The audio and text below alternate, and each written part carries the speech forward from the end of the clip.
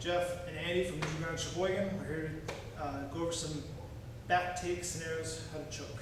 So seated back position. This technique, we're going to be in the seated position with our opponent's back, with our hooks in, and we're going to have our harness or our seatbelt or our up and over, whatever you call it. I call it a harness, over the shoulder, under the armpit, and then control. Okay, so priority one is maintain position. Means I have to maintain the angle of his shoulders to the angle of my chest, and I have to be stuck there. I don't want separation of our backs, his back to my chest. I need to keep our shoulders parallel and only disengage that angle on my terms. Okay? So as I control harness, the one that's over the shoulder is my primary choking hand. I want to usually bury it, hide it with my support hand, which is the underneath arm, support. Okay, and I make sure I hold tight. Also, it should be noted for the beginners, don't cross your feet. Okay? In tournaments, you don't get any points for this, and you're susceptible for a foot lock. Independent feet. Harness control. Tight. Okay? When I'm ready, the support hand opens up the closest collar and I flip it out, feeding my thumb in to his lapel as deep as I can go. And I grip. I grip this ledge right here. Okay? As I grip, I make sure that my wrist is conformed to his neck. I don't want a straight wrist. I want to concave it. So I arch this so it wraps around his neck evenly. So here, grip. I'm going to hide my weapon. Here, open the lapel, feed. I feed it to this hand. I conform my wrist to his neck. Grip. This hand then reaches for his opposite lapel, and I pull it down tight to the ground. Here. Now from here, this elbow, my attacking elbow, sneaks behind his back and his shoulder. Once I pull that elbow, then I expand. It's okay to get space at that point because that space is on my terms. When I have my grip, my choking grips established, then I can separate to affect the choke. So I grip, hide my weapon, open the lapel, feed the wrist. Sorry, feed the thumb, conform to his neck. This hand then grabs his other lapel, and I take out the slack. Pull my elbow, then extend. And all I do is just extend my arm straight at that point. Other side. Hide my weapon. It's underneath, so if he tries to fight the grip, he fights the top hand first, this hand can come up. So it's basic strategy. Open, thumb in, conform to his neck as deep as I can go. Just maintaining the closeness here. And then goes to his opposite lapel. Make it very tight, pulling it down. This elbow right here then has to be pulled behind his shoulder. Then, it doesn't take much effort to do that. A lot of guys, once they get here, they forget about pulling that elbow. And then they try to squeeze and it's not really working. It takes too much effort. Simply just pull the elbow. Whenever in doubt with a lapel choke, pull the elbow. Pull the elbow, then take it. Okay? So that's just the standard lapel choke from the seated back control. So the same thing now, we're going to go to the bow and arrow choke. Standard harness control. This time, feed the lapel. Now instead of grabbing this and going, we're going to an even more powerful choke. Okay, with my feet, I'm going to unhook, and I'm going to start to throw him sideways. Okay, so I'm going to maintain my posture erect. I'm not going to fall down. Here, get my choking grip. Take 1 foot off. Okay, this is the baby step method. 1 foot off, start to move him, grab his knee, grip by his knee. Okay, you start to go down here. From here, I put this one over, jump the shoulder, lock my feet, pull the elbow, always pull the elbow, keep my back straight, and I pull this in my choking grip and extend my chest forward. For bow and arrow. That's the baby step version. Let's change this thing. Yep. Harness.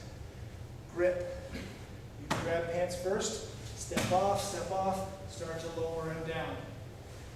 Jump the shoulder, cross my feet. Keep my body up, so I'm bouncing everything on my butt.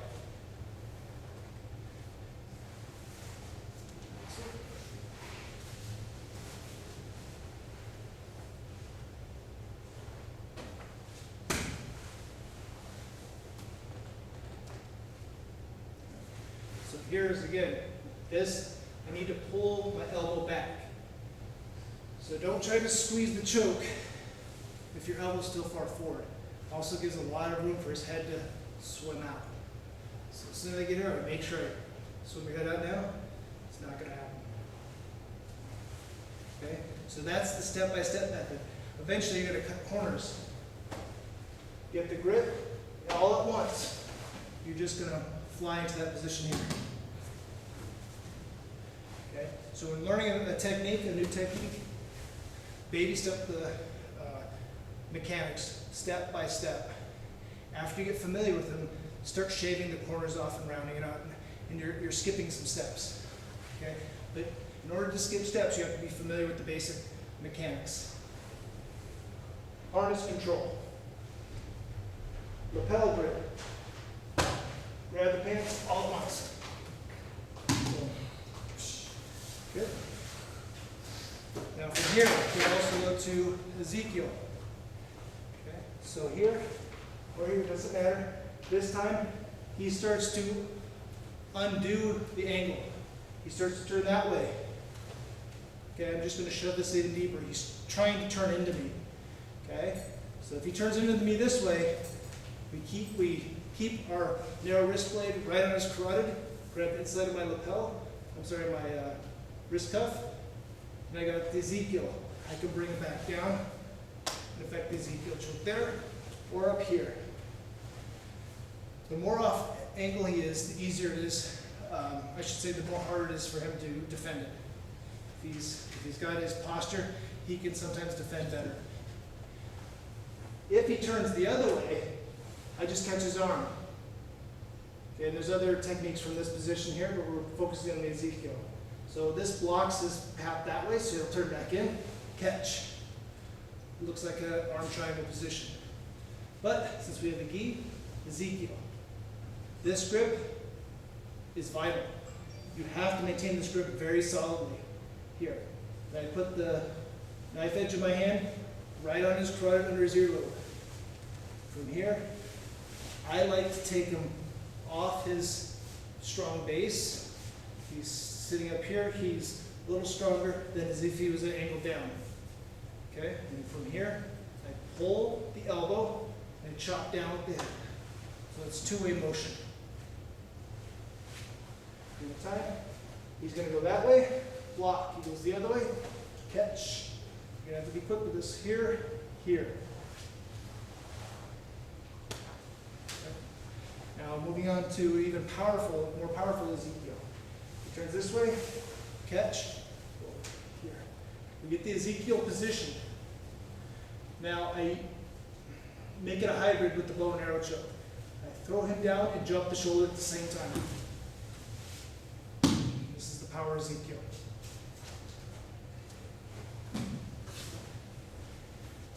Change this thing. Okay. Turns that way, block. Turn that way here. Get my Ezekiel position. Wrist bone on this carotid. My knife hand and wrist bone on this carotid. Linked by the chain in his back of his neck. That's the link.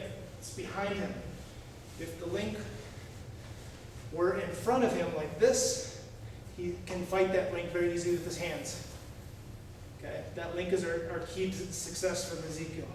So we want to put that link behind him. You can't grab with his hands now. Okay? Now when I'm ready, I'm going to stay upright, balance on my butt, chuck him to the side, jump his shoulder. Lock my feet, and it's very easy to affect the Ezekiel.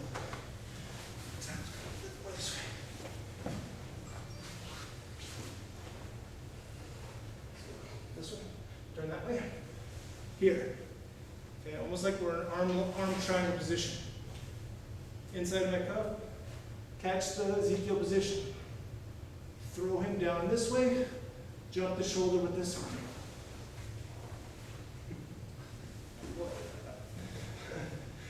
So here, take this off, throw him down. Slowly towards it.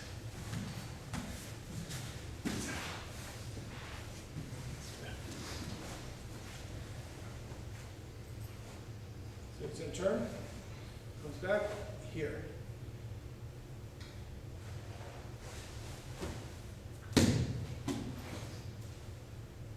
And if your grip does ever fail, you have a nice arm lock waiting for you. Okay. Let's get back takes